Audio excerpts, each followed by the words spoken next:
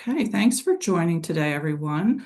We are here for an information session about the Masters of Science in Healthcare Leadership program here at Brown. This is one of my favorite sessions because I really get the opportunity to talk deep dive about the MHL curriculum and the critical challenge project that is the capstone requirement for our master's degree program. So thanks for joining today, and we will get into our session.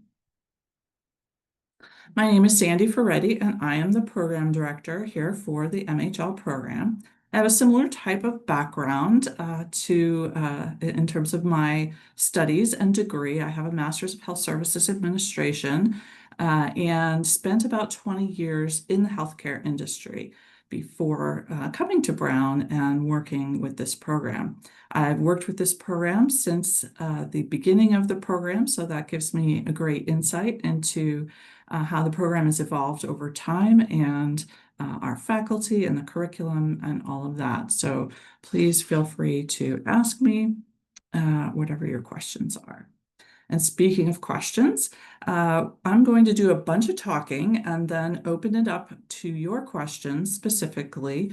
But it's most helpful if you can use that Q&A icon on your menu bar in your Zoom menu. And that will allow us to kind of accumulate them over the course of the session. And Bryce will join us and help facilitate the questions that we've received. So as we're going through the session, the content, feel free to, as you think of the questions, just enter them into that Q&A session, and we will get to as many as we can at the end. So thanks so much. All right, today's session is going to cover both the program structure in terms of how it operates, a little bit of the mechanics, but we're going to spend most of our time focused on the actual curriculum. What are the courses about? Why do we have them the way that we do? And what courses are in person, online, hybrid, those sorts of things. We're also going to spend some time on the critical challenge project and wrap up with what the application requirements and deadlines and things like that for the program are to give you a full picture of what the MHL program is all about. So thanks for joining today. All right, let's start with the program structure. The MHL program, and this is a great snapshot of a cohort that happened to start in the January session when we were starting in January. And it really seeks to take visionary leaders to the next level of their journey in healthcare leadership in their career. And in order to do that, we take the best of healthcare content. All of our content is healthcare focused. Business knowledge and acumen that healthcare leaders need, and then leadership development, that leadership skills building, self-awareness, practice, things like that, that really help shape students to be strategic decision makers in their organizations and beyond that can drive value and positive change in healthcare. All right, this is the fun part. So there are 3 academic terms in the program. This is an accelerated program, so that means that you accomplish a full Master's of Science degree in a 1-year calendar year period of time. And what that means is you attend school continuously for 3 academic terms. Brown calls them terms, but semesters, same idea. And you have 2 options for when you want to start the program. You could start in the summer term, and that works very well for clinicians who are perhaps in some type of advanced training and things like that. That tends to be the calendar cycle that those programs work on. Or it just is, it offers you an opportunity to get started. Folks, are starting to think about programs, and maybe they don't want to wait until next fall to get going on this. So we offer this summer term option to start. And then there is also the option to start in the fall term. And so there's different curriculum that happens in the summer term and the fall term, but those cohorts overlap and interact. Both students who start in the summer term and fall term have the same graduation year. They're this incoming class next year will be the class of 2027. So regardless of when you start, the summer or the fall, you will be part of the class of 2027. Um, in addition, thinking about sometimes students think about, oh, well, I don't want to start in the summer because it's summer. And that's terrific. But as an accelerated program, there will be a summer that takes you into your studies. So think about whether you want to get it over with right away or whether you want to do it in the last term of the program. So that gives you a little sense of that. So let's talk about the classes themselves. So these larger dark squares that occur in the fall term and spring term are full credit courses. And we think about them as the foundational healthcare content and business leadership content that all healthcare leaders need to be successful practitioners in the field. So first, and they are in dark squares, I will highlight, because they are hybrid courses. And that means that they happen both in person and online. We have 3 residential sessions at the beginning of each academic term. So one in the summer, one in the early summer, one in the early fall, and one in the early spring, which is at the end of January. So if you're familiar with academic, people call it a spring term, even though it starts in January. And so those sessions contain content from the courses. You get the opportunity to meet your faculty in person, meet your fellow students in person, and actually execute on a number of modules of the courses in person. So part of the course content is delivered in an in-person setting. And then the remainder of the course content is delivered in the online fashion once you go back to your workplace environments. So let's talk about healthcare policy. Healthcare policy is really aimed at providing you some foundational knowledge about how healthcare policy has been shaped and transpired in the United States in particular, but also at a higher level in terms of just thinking about what is healthcare policy or what is policy even, and what does that mean both here in the United States and what does it mean in other countries. So it's a great opportunity to think about how societies structure and advance social agendas that might, for example, healthcare. And we really focus on the lens of healthcare, obviously. If, so it gives you some of the history, where are sort of things currently. That faculty is always updating and keeping on top of what is the latest in healthcare policy. There are a number of very active topics and issues going on at the federal level right now and state levels, primarily around insurance premiums, but there's almost always kind of an urgent healthcare policy topic happening during the course. So you're able to really engage with faculty at that time to get a sense of what's going on and what are the dynamics and who are the stakeholders involved in creating healthcare policy. The second course in that fall term that is a full credit course is our strategic planning course. Many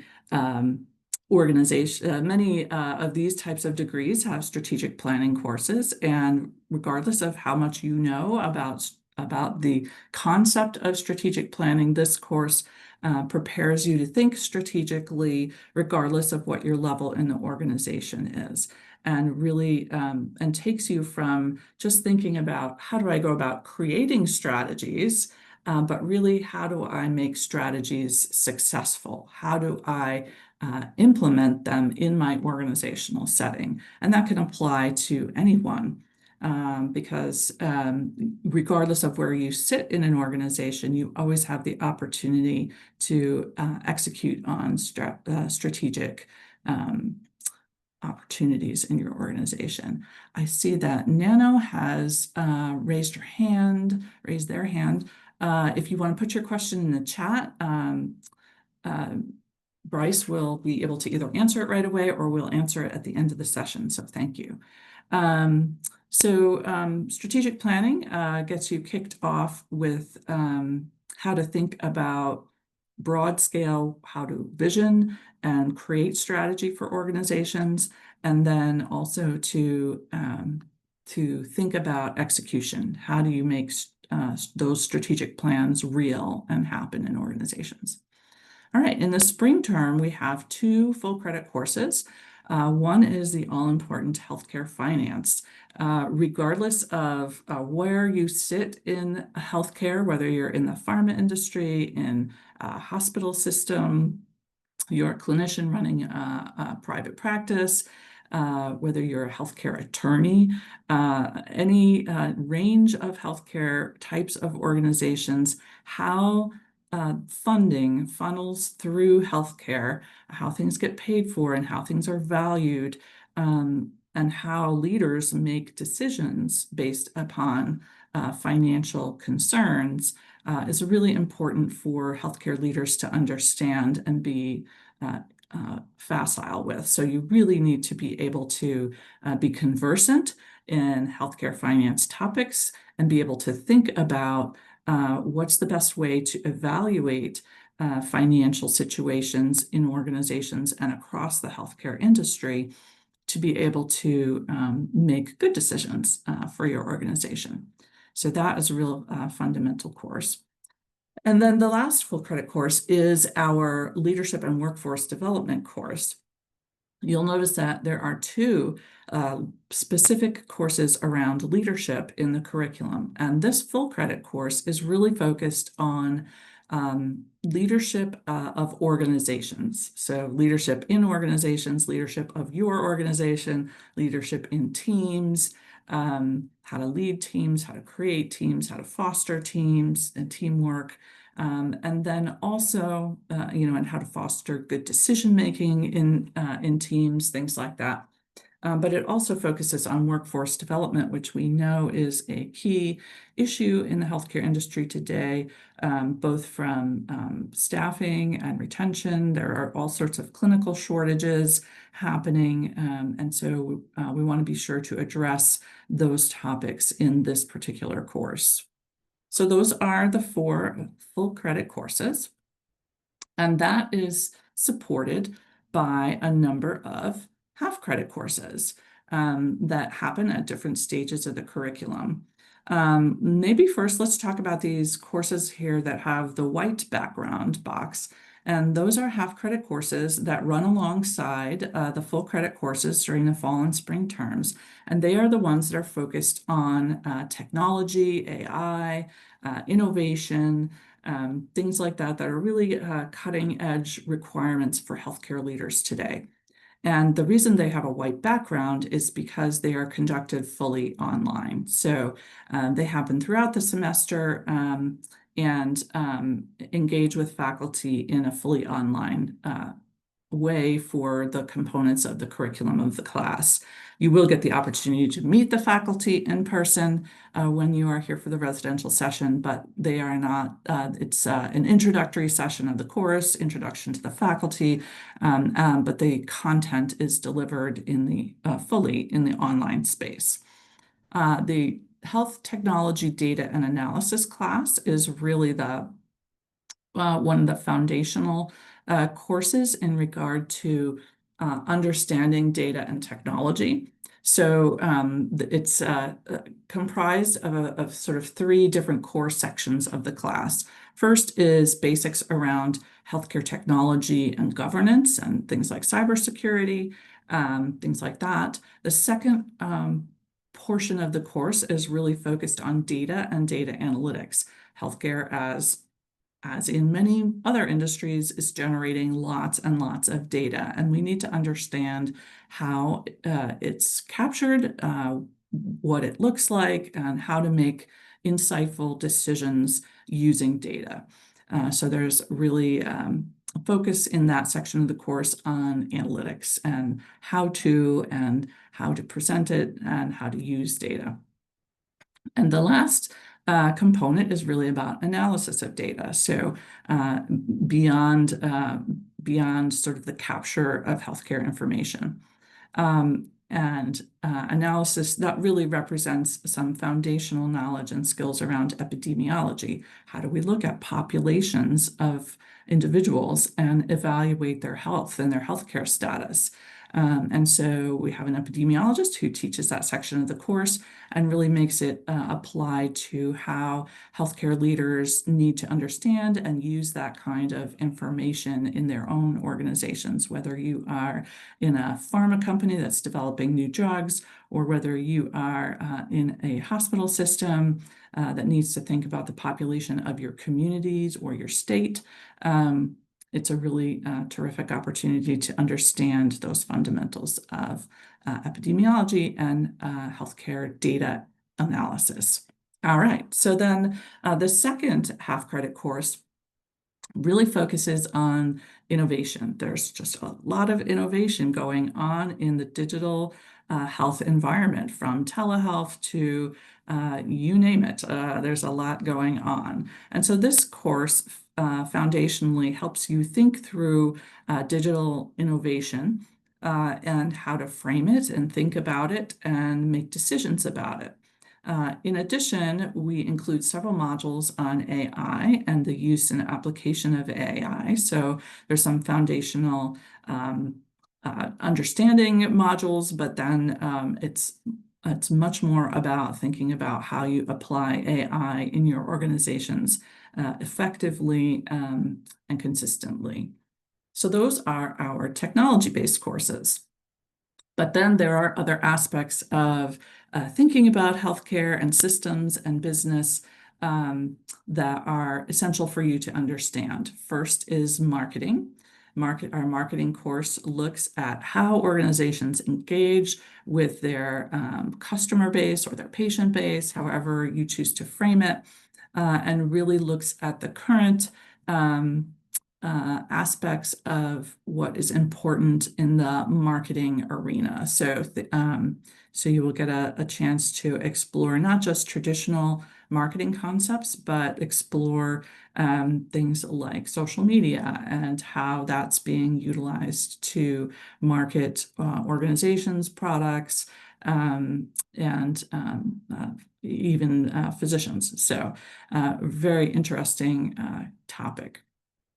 Next is health economics, and that is really economics. We're giving you some macro and microeconomics to really help you think at a large scale level about conceptually how systems work, and specifically healthcare systems. So what does it mean to be on the supply side or the demand side? How do economists think about evaluating let's say a new drug, and what are I'm going to use a big word, the econometrics of evaluating whether a new drug or a new service meets the economic needs of populations, of organizations, et cetera. So it really gives you some foundational content in economics to be able to have those big scale thinking about impacts of various different decisions that organizations make and how that interacts with the larger economy.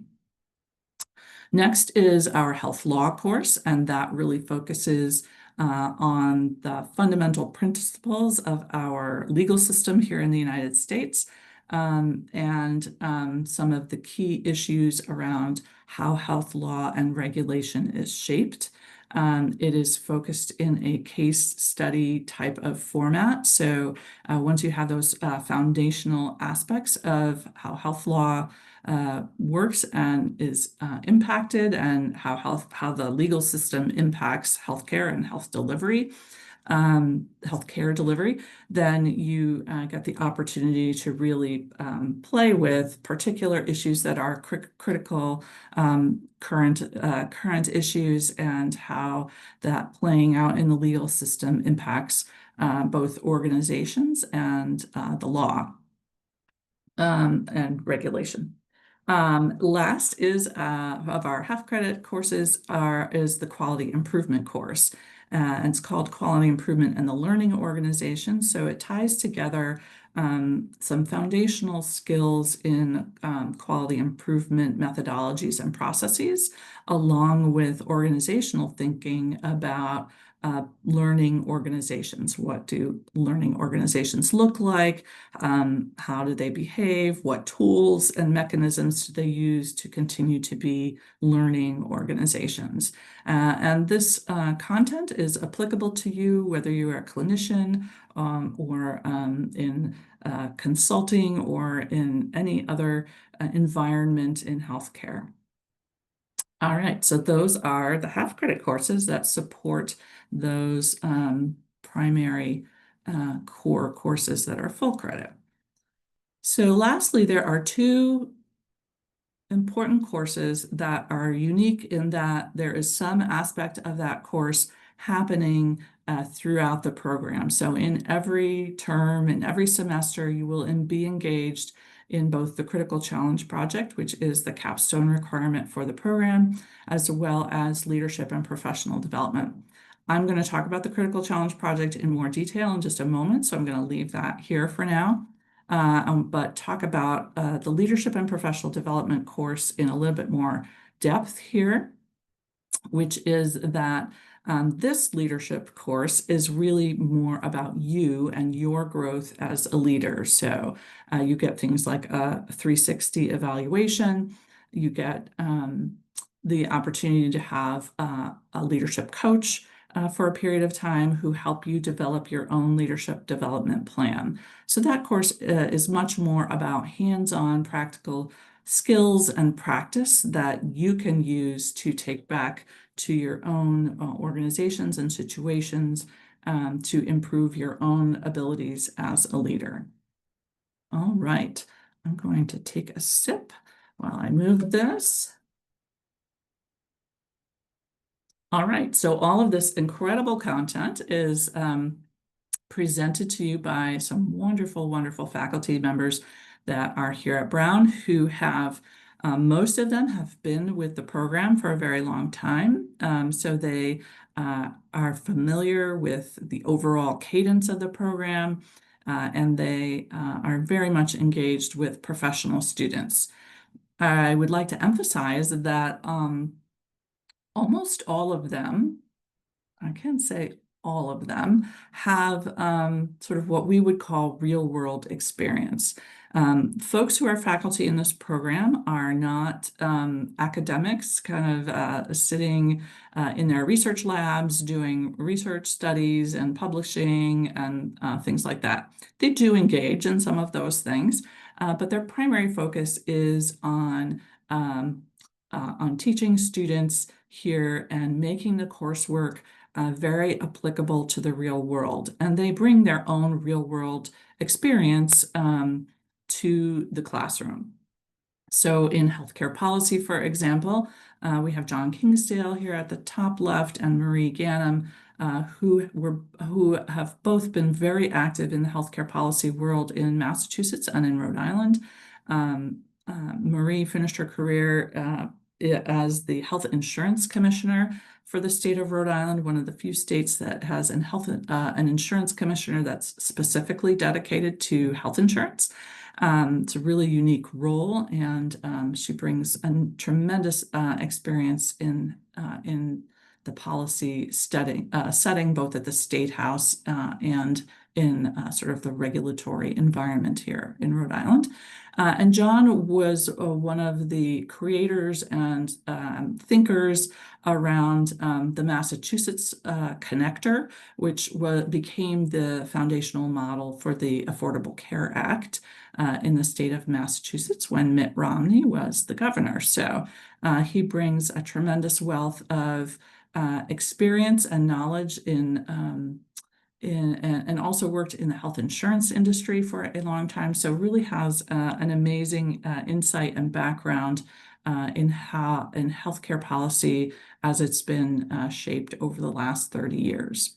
Let's focus on, I'm going to also highlight here the third from the right. This is Alex Glazier. And you can find all of the detailed bios of our faculty in on our website. There's detailed descriptions of their backgrounds. But Alex is the CEO of she's a healthcare attorney and practiced healthcare law for a good number of years. She also has her master's in public health and her undergrad in bioethics. So she really brings an interesting lens to the conversation of health law. But she is currently the CEO of the New England organ donation procurement and distribution network for New England. So she has an active role and engagement in the healthcare system as it is today. And lastly, let's highlight one more. Let's over here on the bottom right is John Park. John is a vice president at Amgen, and he teaches the marketing course and really brings his real world pharma experience into the marketing conversation, makes it applicable to all sorts of different segments in healthcare organizations, not just in the pharma industry, but brings some tremendous real world experience. And as I sit and look at all of this faculty, I know that they bring all of their real world experience to the classroom. All right, let's spend some time on the critical challenge project. I promised that. First and importantly, we want to make sure that you're taking all of this curriculum and that it's relevant to you, and it allows you to integrate the knowledge and skills that you are acquiring as part of the program. So it's relevant in that it's a topic that you choose that is important to you. It allows you to integrate the knowledge from all of those courses that I just described into a thoughtful solution and project. It's collaborative in the sense that you have the opportunity to collaborate both in your organization, if that's applicable, or with faculty, with alumni, and with a variety of healthcare stakeholders who will help you formulate that project. And lastly, we want to set you up to have an effective outcome so that you have an effective project that you can take forward after you leave the program, so that you are contributing to your organization or contributing to the healthcare sector in your community in some way. Can be a variety of different things. So the most important thing is that it is a student identified challenge. We want you to work on something that is important to you. Second is that we really want it to be a practical application of the coursework and your leadership skills. So think about it in terms of, if I was going to go out and change the world, this would be something that's really important to me that I want to work on. And then again, that collaborative work with student peers, professional colleagues, faculty, and advisors and mentors that you have in the MHL program. All right, so as part of your application process, because this is an accelerated program, we really want you to be thinking about that topic and what's important to you. And so there is a sort of a little essay assignment for you when you're doing your application about your CCP and what you would like to work on. And the question is formulated around a response to these four important issues when you're thinking about a critical challenge. What are the complexity and challenges of the problem in the current environment? What are technical, organizational, social barriers, and any other types of constraints that impact the ability to have an impact on that challenge? The specific work that you anticipate completing while a student at Brown that's going to advance some solutions to the problem, and deliverables for your project outside of the academic type of report that would be part of a capstone requirement. So what do you anticipate doing as a result of this work? Quickly, some sample projects this is a list of sample projects. If you do not see something that applies to you, or your industry segment, please put that in the Q&A and I will come up with an example that applies to your industry. We have had some policy-related ones like this critical access hospital is actually a policy issue. The student was dealing with an opioid epidemic, like all parts of the country, and they were running into a policy barrier that prohibited them from providing services to the community without a financial penalty. So she worked on getting that federal policy changed, which is pretty exciting. Another example is, and this was well before COVID, but the Bahamas had experienced a significant hurricane that destroyed a lot of their infrastructure. And this student came up with a comprehensive plan to use telemedicine to increase access to healthcare for residents of the Bahamas.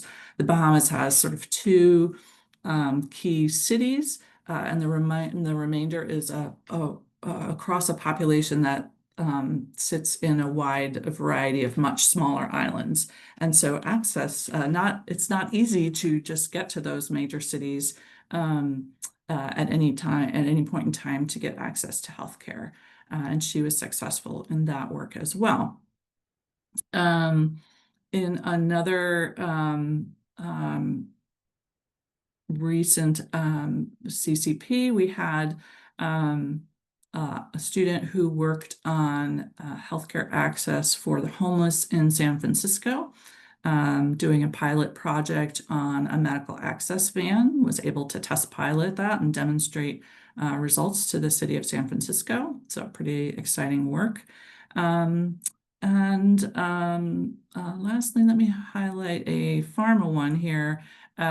This individual worked for a large pharmaceutical company, and his role was really to think about what are the strategies and planning necessary to launch new drugs in the European marketplace. Obviously, much different market than getting your drugs approved in the United States. And so his work was all around thinking about how to decide and figure out what all the right action steps are to launch new drugs in the European marketplace. All right. Let's talk about the value and impact of the program. Rather than focusing on this learning outcomes that are sort of an important part of how we think about it academically, and you can find those on our website and descriptions, I really want to focus on what students tell us is really important to them and what they value about the Master of Healthcare Leadership program. The first theme that I hear from students is that they really appreciate learning from a wide variety of peers.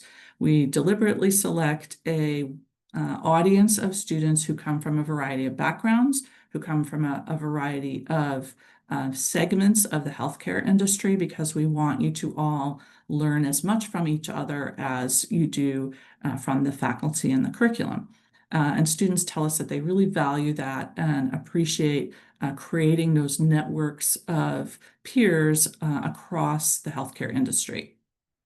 The second theme that I hear all the time is this focus on applied learning from day one. As I think hopefully you've heard throughout this session, we really do focus on the application of some of the knowledge that you're learning in your own particular setting.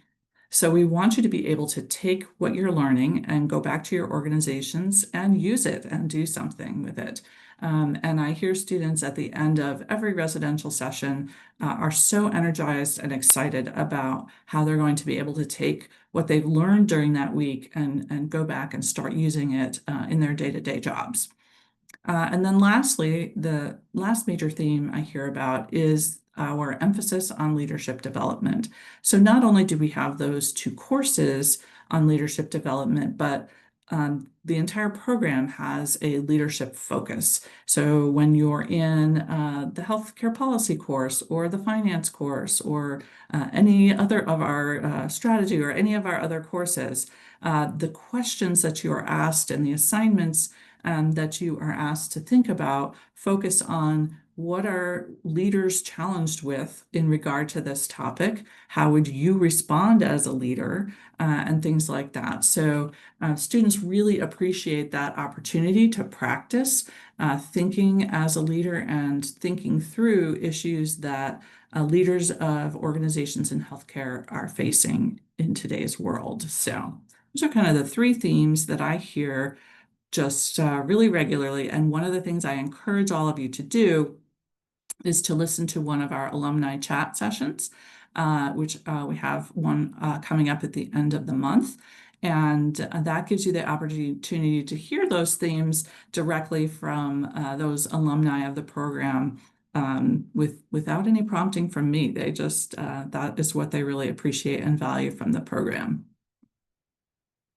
All right, so let's talk a little bit structurally.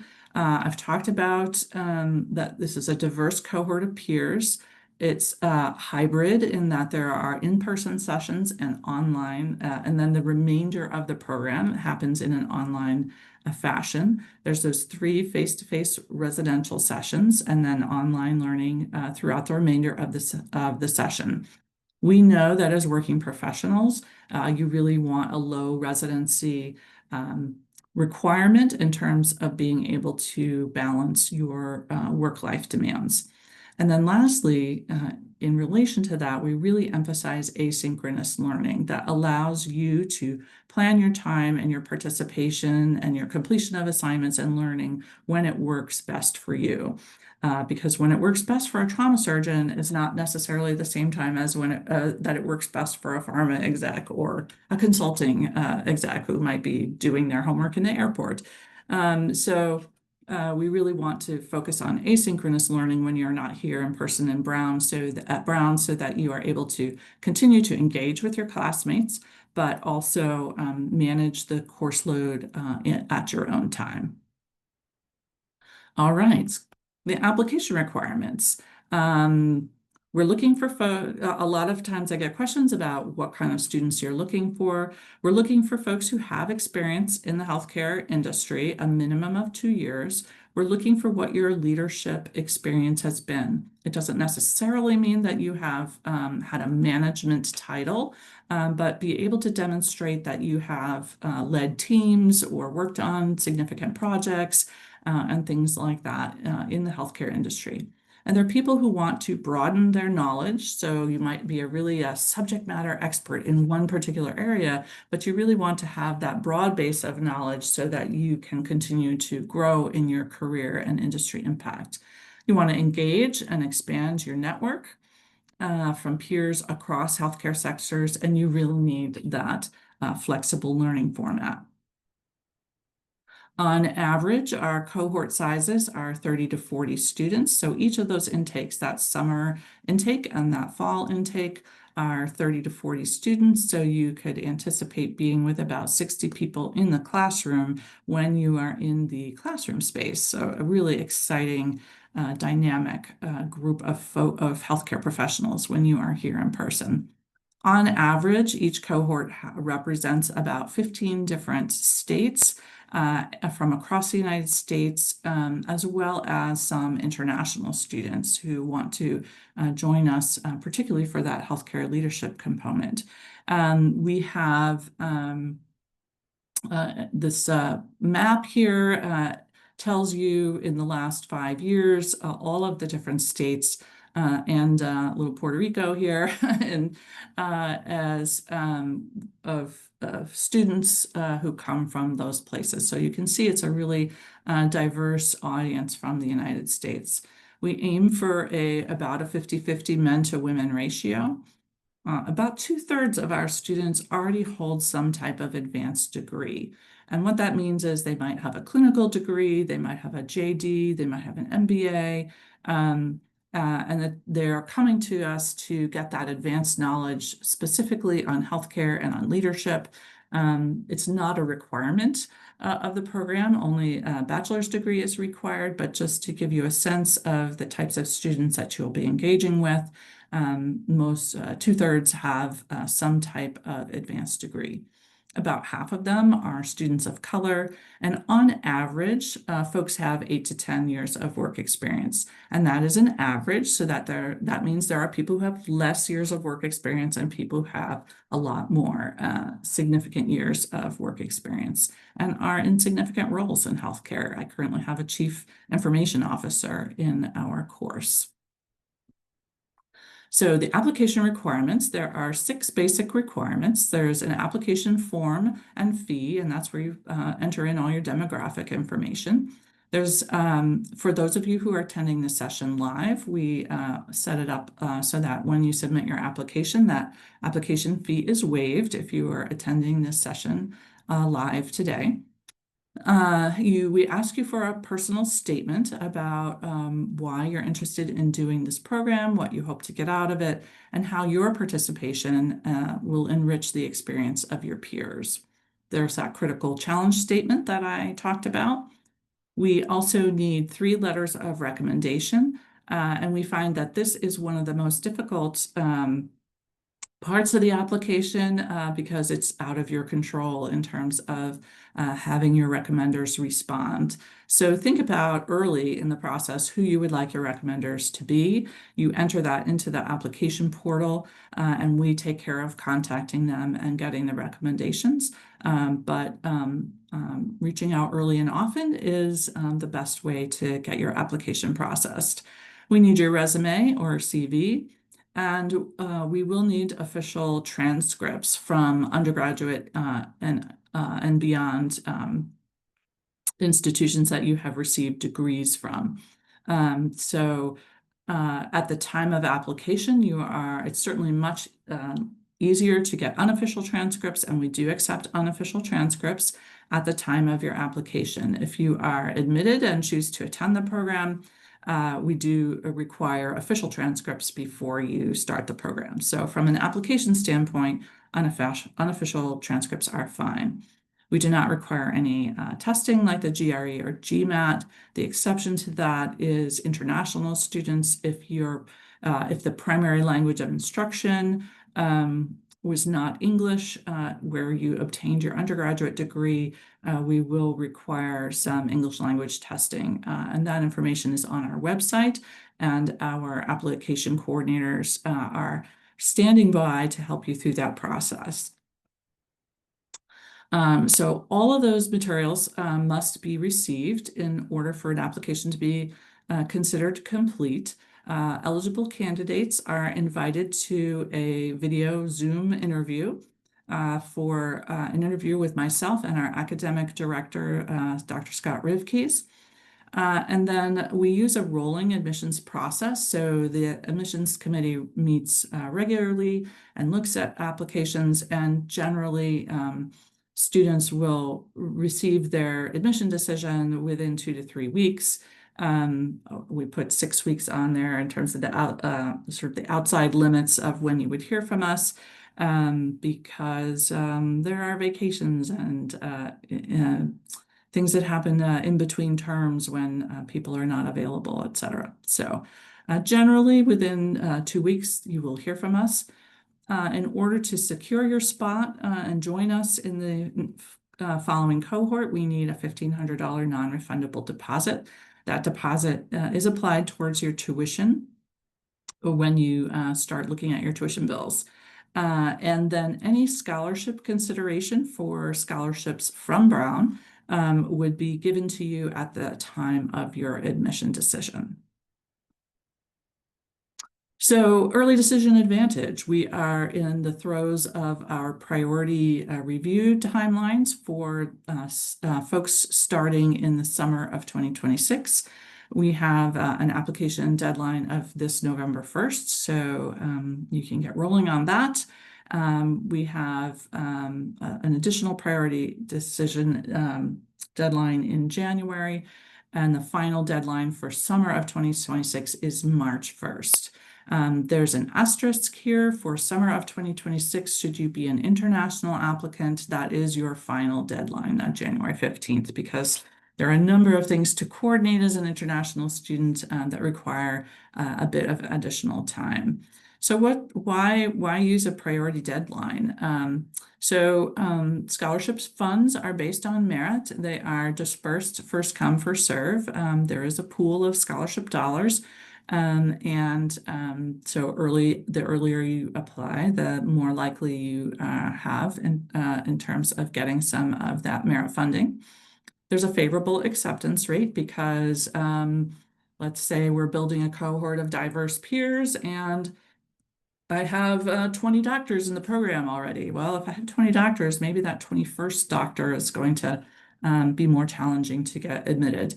It reduces your uncertainty. You're able to make plans for your upcoming studies and join the Brown community as early as you can.